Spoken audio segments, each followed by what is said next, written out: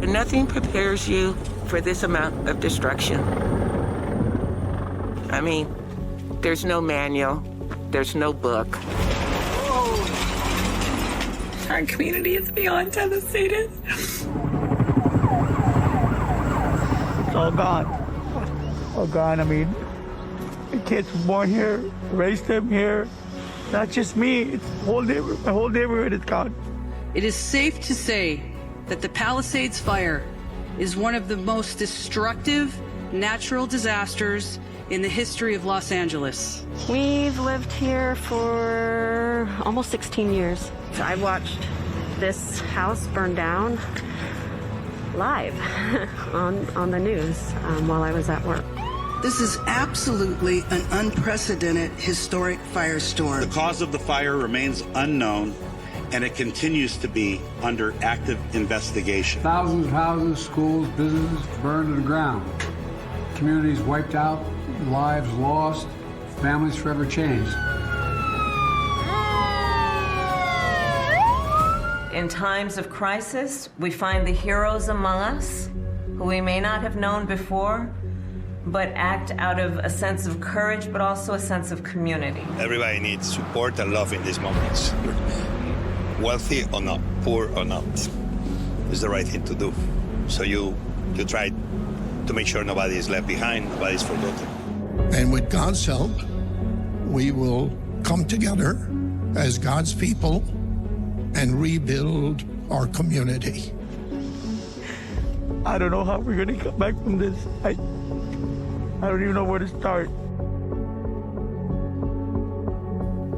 We are live from the lands of the Kulin Nation, and with myself tonight, Rove and Miff Warhurst, and I think that I'm echoing everyone's sentiments who's watching that, and just this sense of numbness at the moment for what all of those people are going through. And I think the association here in Australia is, we understand this and we know what it's like. I don't personally, but it's terrifying and I'm horrifying. finding it quite impacting. Not only do I have a lot of friends in Los Angeles and in the surrounding areas, and I've checked in on all of them, everyone's doing fine, but they all know someone who's lost their home. And we were there for 7-8 years, and there's a lot of these places that I know very well. And if you haven't spent a lot of time in LA, what you don't realise is that it is surrounded by these canyons. They have these Californian oaks. Last time I was there, which was about 12 months ago, I'd never seen any of the grasses as high as they were. They had a lot of rain, and all the time I'd never seen that much growth. And the wind with these trees that drop leaves at this time of year, it's just a tinderbox. And it's just been shocking to see. And there is almost as much that could be burnt in this city has been burnt. Wow. Any closer in and you're hitting the outskirts of Burbank and places like that where like Universal Studios and places like that are, and coming in from Malibu as well. There is a way it could get into Hollywood if need be. It's part terrifying. of it is really hard to comprehend, isn't it? That it's so close to the city where you think you'd be safe. Yeah, when you think LA, you think, oh, well, when they say it's Los Angeles bushfires, they mean, something further north or something. And it's not. It really is. No. It is closing in fast. And so we're going to cross now to Kevin Hockin, who is a resident and a local business owner in Altadena, Los Angeles. Kevin, you have lost your business and you still don't know about your home. I'm sure a lot of people have a similar story. How are you feeling at the moment, seeing all the devastation?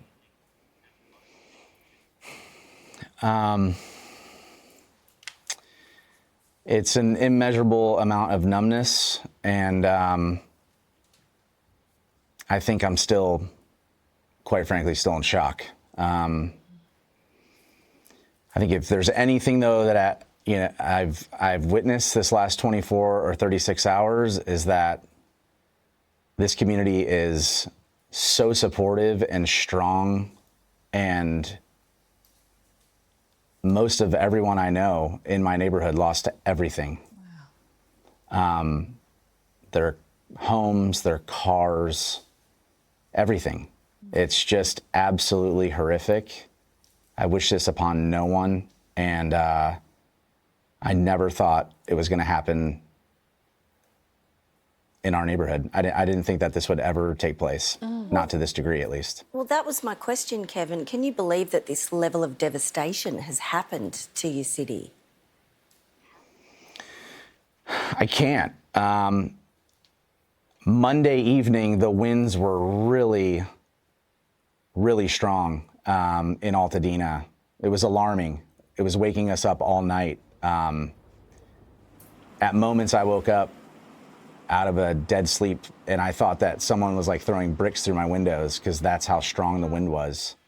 And that was only when we were at like 30-mile-an-hour winds, and then it got up to 80 on Tuesday evening. And yeah, it's a recipe for disaster when you have fire and that immense amount of wind. Kevin, can you tell us a little bit more about what happened to your business? We've seen some photos, and I've got to say I had a visceral reaction just to the photos, not even being there. Yeah. The whole neighborhood, our whole town has been decimated. It's gone. It's horrible. I would say maybe 10% is still standing. Wow. Maybe. And I don't actually know how it started, the fire on our property for the business, or exactly at what time.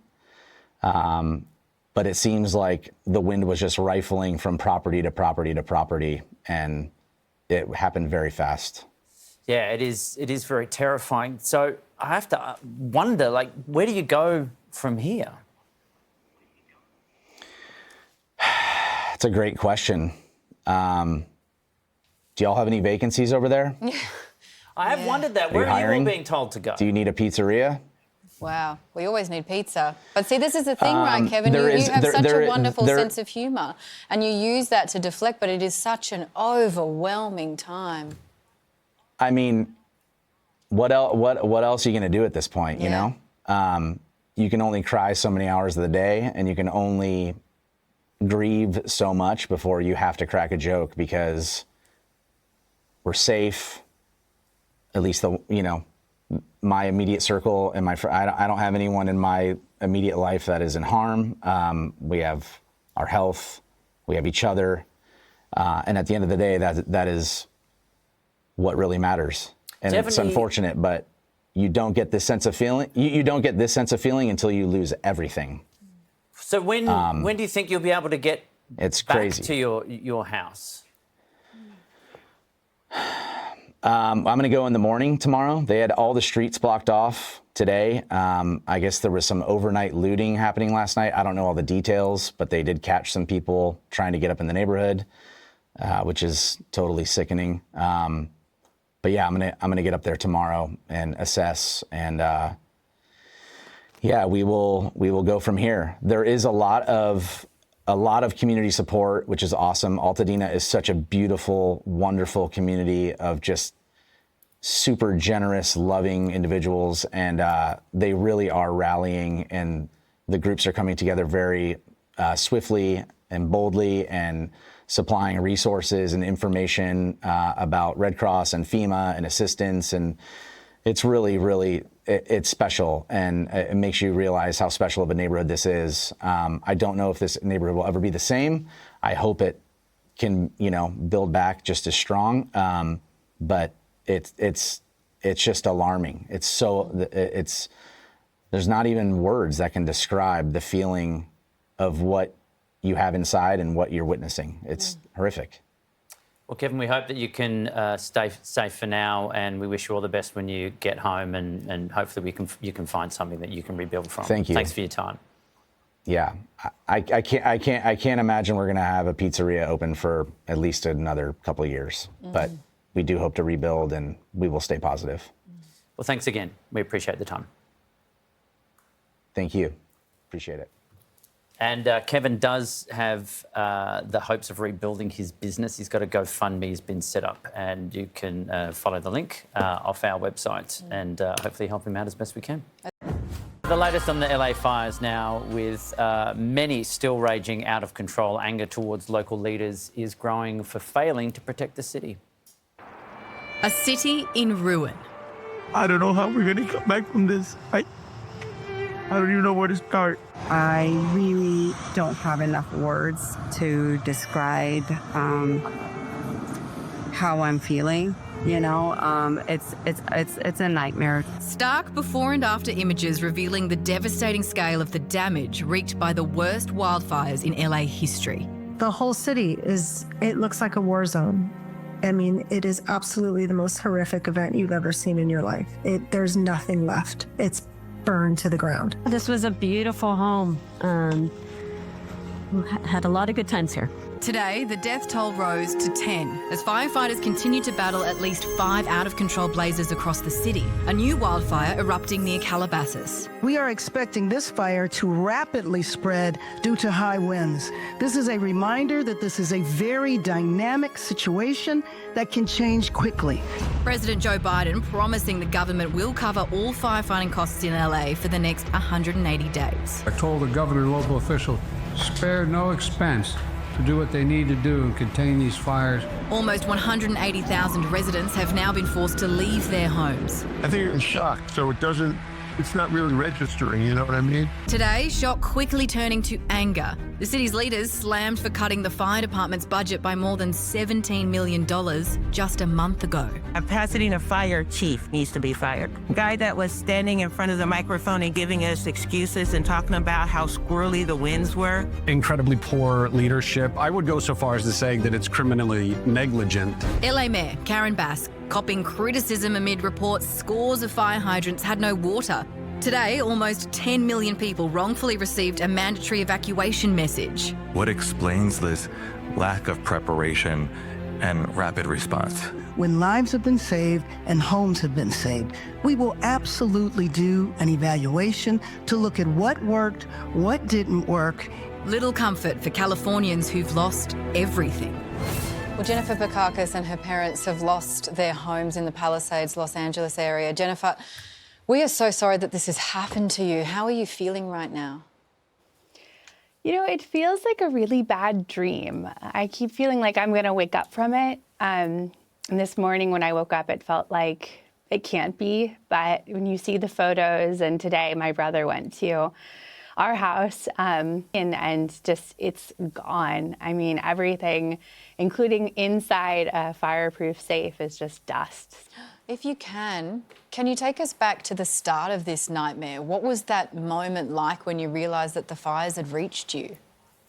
They came from the mountainside, and there have been historic winds. So we're talking 100-mile-an-hour winds. So very quickly, our church and the elementary school were evacuated, and this was very hastily evacuated. This were kids literally running. Now, the last to evacuate were my parents. And I spoke with my mother shortly after when she was safe and safely evacuated. And the way she described it was, she said that you never feel so small, because at that point, all of the helicopters and planes had been grounded. And what news is showing is that in the neighborhood, the fire hydrants themselves weren't working. And so they were the last two that pulled out of the neighborhood. And what they saw was harrowing. It was the high school on fire. It was the Civic Center, the theaters, our church. And one by one, the houses were catching flames. And you realize that no one's there, and you can't call anyone, and no one's saving the homes in the community. And so, excuse me. Yeah, it all happened, you know, starting in the morning, and then it wasn't until the next morning when we were sure that at least 2 properties of the 3 that my family holds claim to in the Palisades had been completely destroyed. Wow. Now, Jennifer, we have been hearing, based on what you're telling us as well, there has been a lot of criticism over how California's leaders have handled this emergency. Like you say, you know, the alerts weren't there, the flyovers, the hydrants not having any water. Do you think that they've let the community down? Yeah. I mean, emphatically, yes. And the management of whether it was the Department of Water and Power with the, it was the hydrants themselves, but it was also individual residents who were trying with their own hoses as the water pressure was falling. There's a lot of anger, and I understand that there's that impulse, right, to want to point fingers and blame. But when you see a place that is right on the coast, right by the Pacific Ocean, burning to the ground, and there's no preparedness, and it's just the entire situation from soup to nuts feels very mismanaged. Many people like yourself, you've lost your homes, many of the people you know going through the same thing. Where is everyone supposed to go? Where are you being told to go, and what is possible for people? Yeah, so this is another big frustration and a headache. It is the most minimal, and I cannot stress this enough, it is the most minimal evacuation plan. Right now, it is the community itself coming together. It is truly a person-by-person community network. It is not a citywide, let alone statewide initiative. And I think that is also something that it will be investigated. And my greatest hope is that there can be some good that comes of this, and that our fire preparedness and our fire response has a radical makeover. Well, Jennifer, we're glad that you and those around you are safe, and we hope it stays that way. Thank you very much for your time. Thank you. Thank you. God bless.